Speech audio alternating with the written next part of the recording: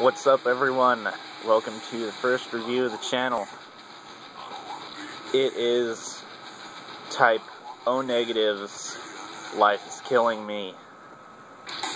Over here on my handy dandy notebooks here, I've got written down my review as I have with future reviews. Basically, it's my script, because no way in hell I'm going to remember everything that I think about an album off the top of my head. So,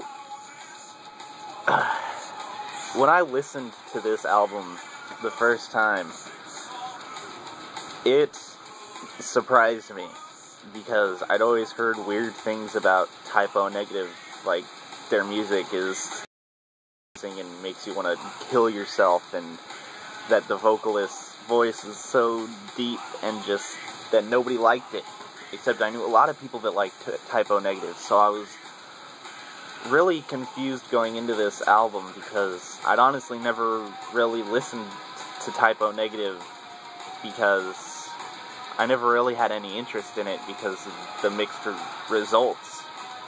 So when I got this suggestion, I took it head on, and as you can tell, I've got it playing in the background right now. But it's great. I mean, it's full of grooves, and it's music. You know, people will always say, well, metal is just noise and random hitting, and it's just, these guys are heavy. It's sort of Rammstein, Danzig.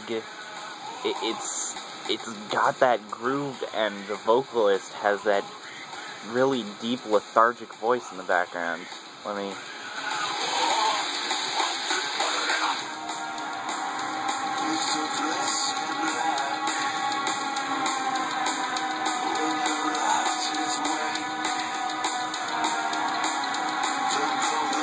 I mean, you hear that. It's just in the background.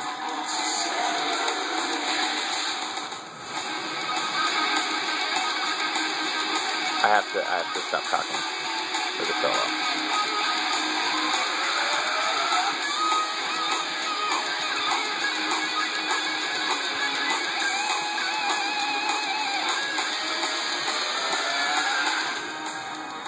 And the album is full of stuff like that. It's got this soft bridge, and then it goes into that solo. And this is the second track off the album, I Don't Want to Be Me. And as soon as I heard this track, I knew that this was a high-quality band with high-quality musicianship and music writing abilities. And honestly, it's an all-around amazing album. There's only some iffy points production-wise, and I don't know if it's the album itself or the download that I got of it, but there's some static in some places, and this vocal overdubbing he does right here.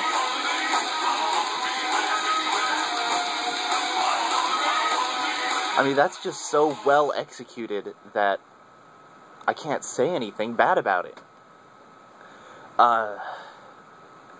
As you could tell, the vocals are catchy. It's almost a pop metal type thing, but also kind of grungy and just fast and heavy, and I love it. I think that it is just a great album. So what I'm going to do is I'm going to move on to my rating system. I've got 5 different aspects that I rate the albums of, rating from 1 to 10.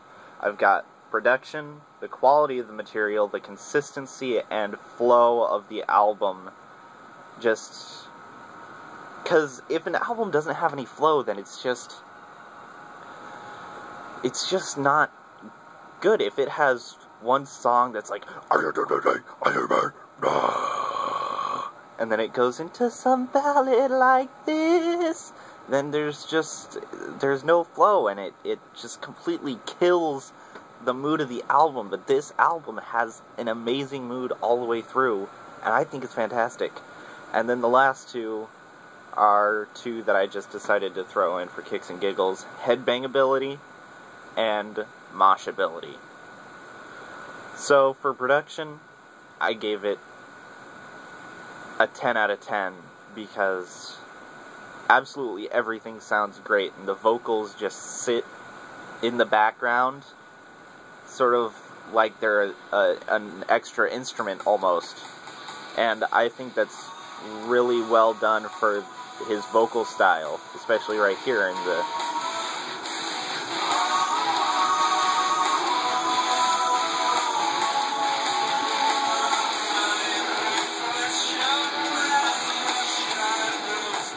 I mean, it sounds like he's singing a riff right there. It's brilliant. Quality material, I had to give it a 9. Some of the songs at the end just have really long, just outro type things that aren't even the music. It'll be, let me go on to Todd's Ship, Gods, here, one of the tracks off the album. It's just weird stuff like this. And it's either at the start or the end of the album, and honestly, that's the only unappealing thing about this album to me. Consistency and flow. I gave it a 10 because despite these intro and outro type things, it keeps the mood going. You always have that same feeling throughout the album, and it's amazing that that happens. Headbangability. I mean, listen to this for a second.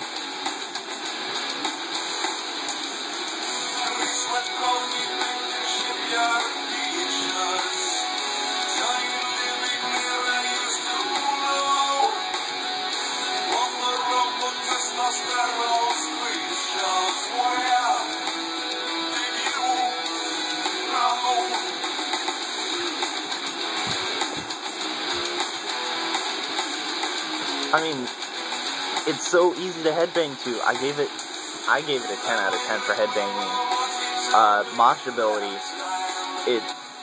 Moshability, so the 10 out of 10 for headbanging, in case you can hear me over the music. But moshability,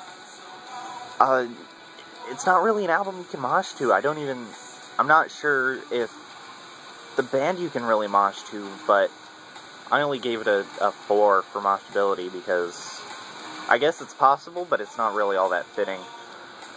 Overall, I gave this album a 9 out of 10 because it's a masterpiece. It really is. I heard this album and it was awesome. I listened to it probably 5 times in a row.